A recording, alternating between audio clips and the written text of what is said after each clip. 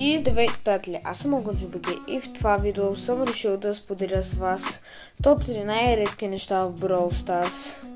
И преди да започнем с самата класация, искам да се абонирате за канал, защото гоним 500 абоната. Мен 500 абоната са си много, но за други ютубъри не са си. Та, без да губим повече време, нека започнем с видеото.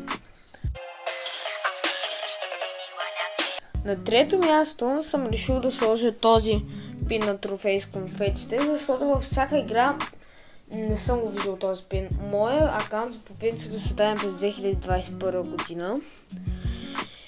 Някъде на екрана може да ви излезе снимка и през тези всички игри, които съм изиграл, нито един път не съм виждал този пин. В смисъл, виждал съм някакви такива пинове, примерно палец надолу, ревящите и този с очилата. Ама точно този с конфетите не съм го виждал. Ако знаете нещо по-подробно за този пин, искам да напишете долу в коментарите. Нека се насочваме към позиция номер 2. На второ място съм решил да сложа Challenger Code.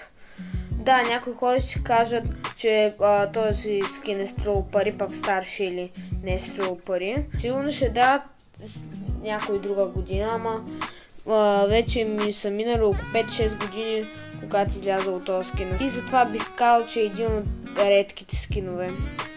За Challenger Code много не съм запознат с него.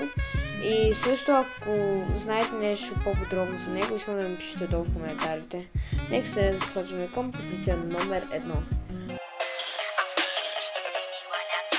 На позиция номер 1 съм решил да сложа Star Shelly. Да, Star Shelly по принцип е скин на Shelly, който мисля, че е излязъл пари. Мисля, че той е първия скин на Shelly. Ако греша, пишете долу в коментарите. И нарочно го слагам на първо място, защото е единствения скин от играта, който Supercell са давали и никога повече не се е появявал. Да, хора, ако ви харесало видеото, искам да се абонирате за канала и да лайкнете видеото, защото гоним 500 абоната. И от мен